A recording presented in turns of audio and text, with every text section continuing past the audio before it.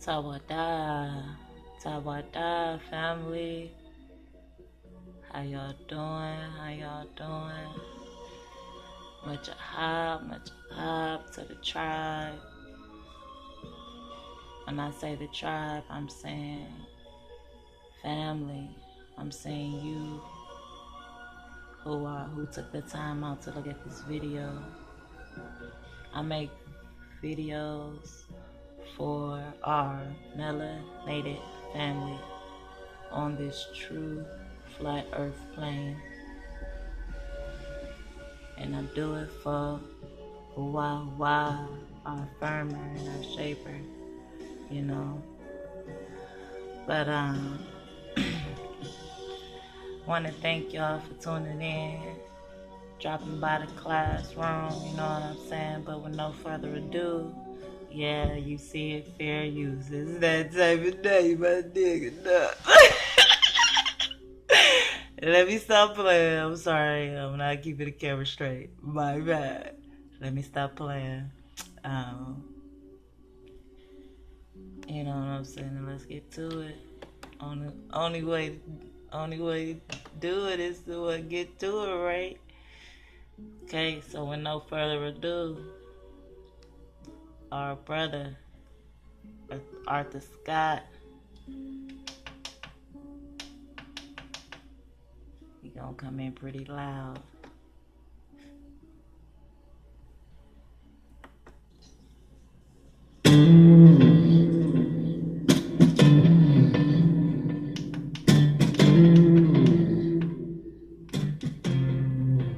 Just take a little time out and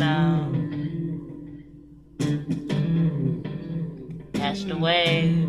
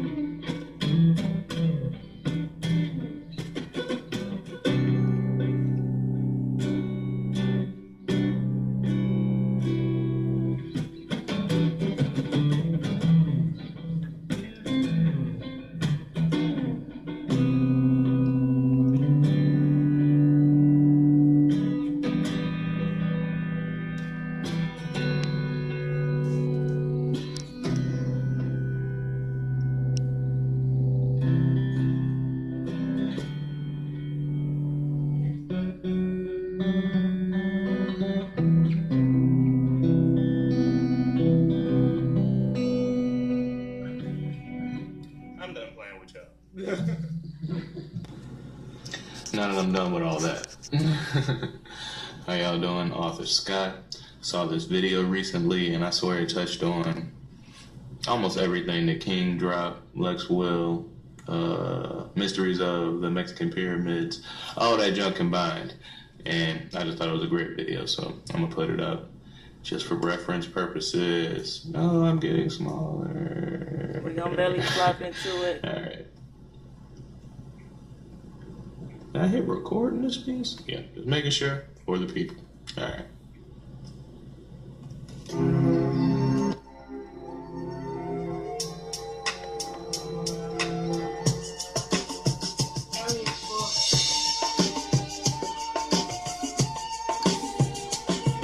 Hey yeah, hey yeah, hey yeah, hey yeah,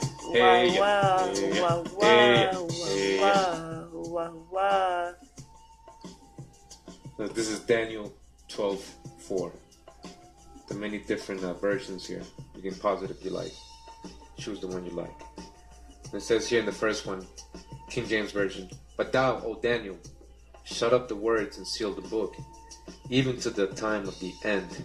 Many shall run to and fro, and knowledge shall be increased." Get another version here. "But as for you, Daniel, conceal these words and seal up the scroll until the end time. Many will go back and forth and search anxiously through the scroll, and knowledge of the purpose of God as revealed by his prophets will greatly increase." And the last version here, and the last one.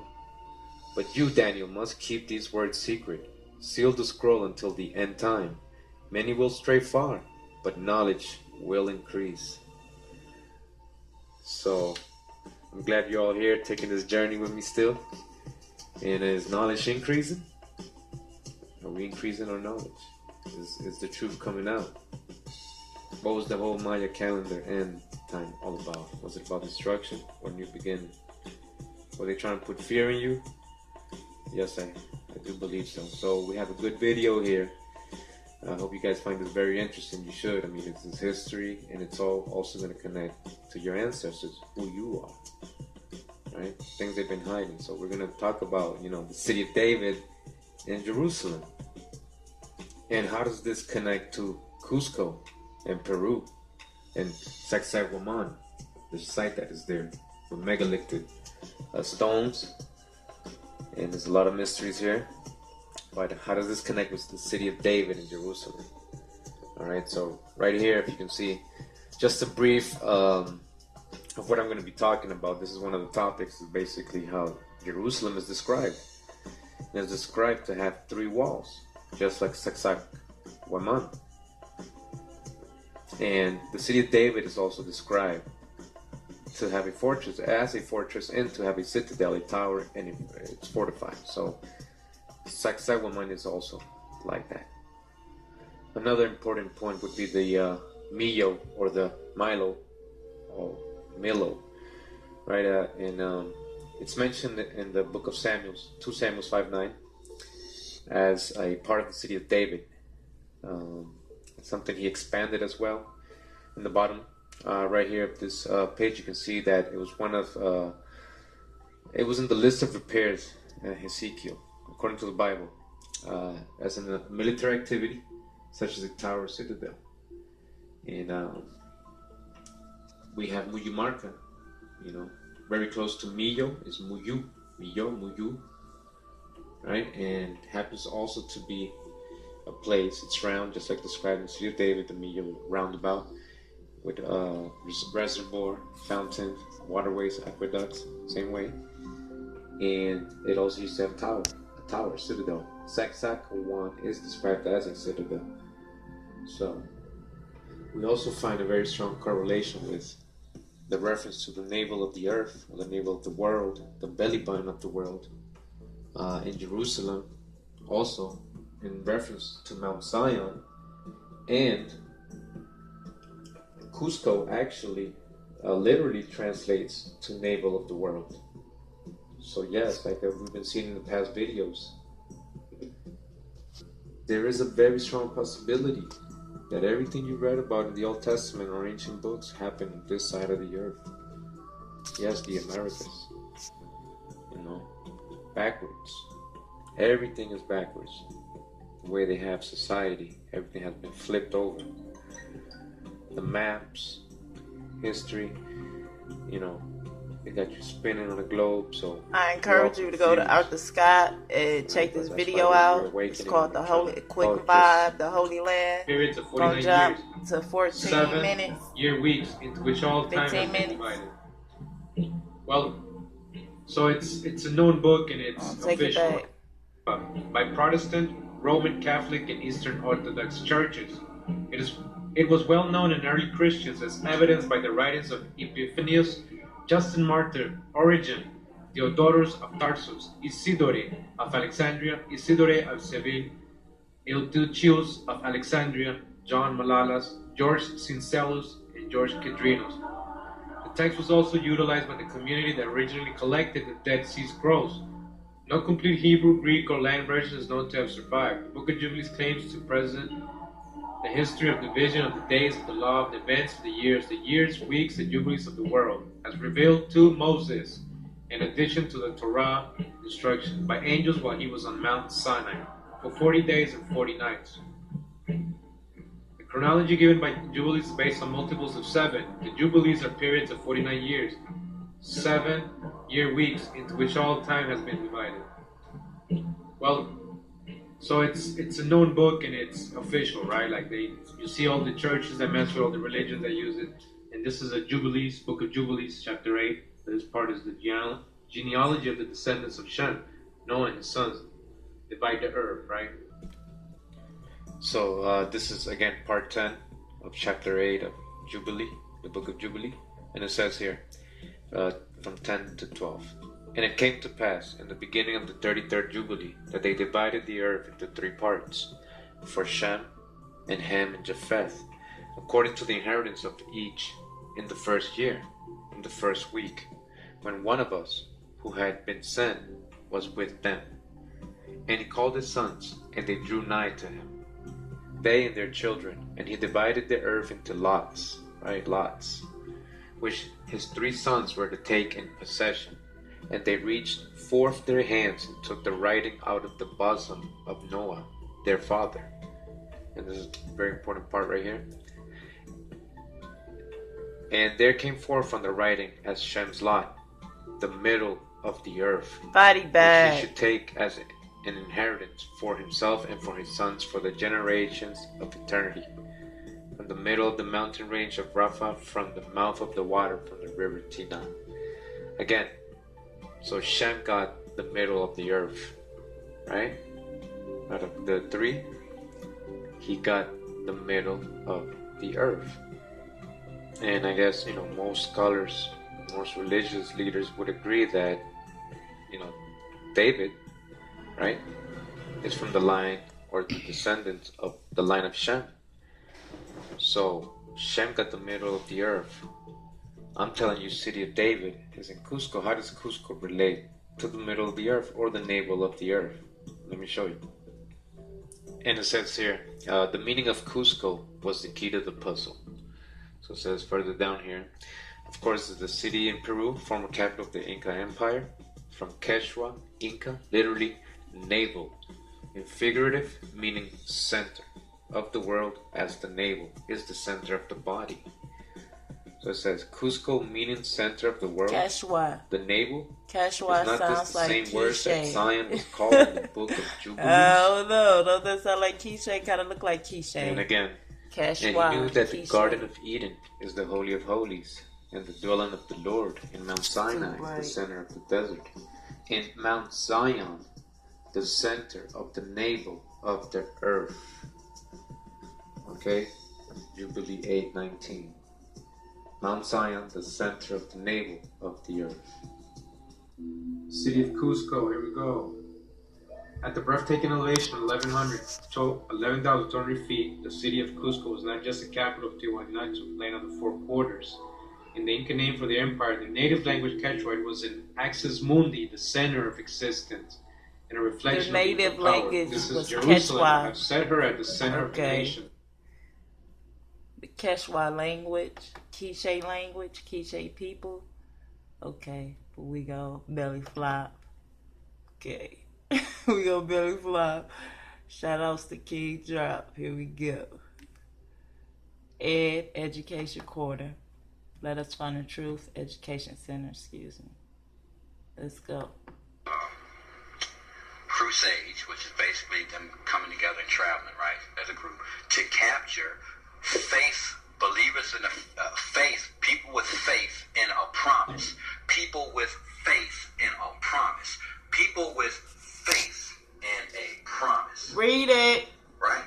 Muslim, faith in a promise. They're trusting in a promise in Jerusalem, right? Now they crossed the Atlantic Ain't no way you crossing the Atlantic and going to this bullshit Jerusalem cross them. Air winds drove Columbus. 1095 to 1272. In a European crusade, the Christian crusade, you see that cross in that picture. The Christian crusade, the Christian group that came to capture the people that trust in their promise, right? There's a covenant made. The people of the covenant in Jerusalem, and we know that Jerusalem that they talking about is over here because they crossed the Atlantic to get to it. Defeated and humiliated, the invaders suffered staggering human losses, as we find in America being the latest and best description of the New World. When the Spaniards came over and getting their ass whooped, left royal treasuries to faith. Let's run that back. They're trusting in a promise in Jerusalem, right? Now they crossed the Atlantic. Ain't no way you crossing the Atlantic and going to this bullshit Jerusalem cross them in the same lane. That don't make sense. When you cross the Atlantic, 1095 to 1272. And Pilgrims making the pilgrimage. You see that cross in that picture. The Christian crusade, the Christian group that came to capture the people that trust in their promise, right? There's a covenant made. The people of the covenant in Jerusalem, and we know that Jerusalem that they talking about is over here because they crossed the Atlantic to get to it. Defeated and humiliated, the invaders suffered staggering human losses, as we find in America being the latest and best description of the New World. When the Spaniards came over getting their ass whooped, left royal treasuries depleted, and convinced Christian leaders to only pay lip service to. We just dropped that the Mayas said that they kicked the Spaniards out in 1638. So yes, they came over here and got smollywopped. They just got, walked on right quick. And that's just how it went down. Alright? So let's keep it going. You are warriors. To another tribe, except for Christopher Columbus, born Christopher Colon, this ambitious, generous, craved adventurer was given to religious mysticism to the point he accepted God's personal command to free the Holy Land. Free the Holy Land? Now, the Holy Land is over in Iraq, in Iran, right? Isn't that where that stuff is? Or did they cross the Atlantic to get to the people of the covenant in Jerusalem? Well, damn. They say Muslim. Don't be fooled. We just looked at what Muslim means. We know what Muslim means. The actual people in the covenant in Jerusalem.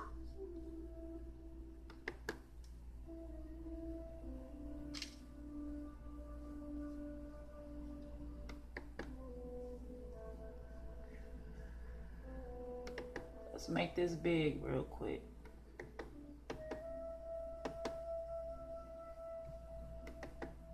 Okay.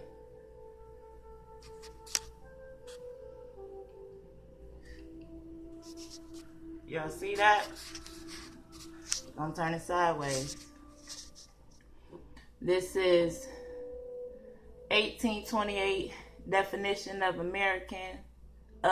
American in the Merriam-Webster dictionary online. American, okay, American, pertaining to America, American, a native of America, originally applied to the autochthonous, that's a aboriginal, but we know we are the original people of this land. The aboriginal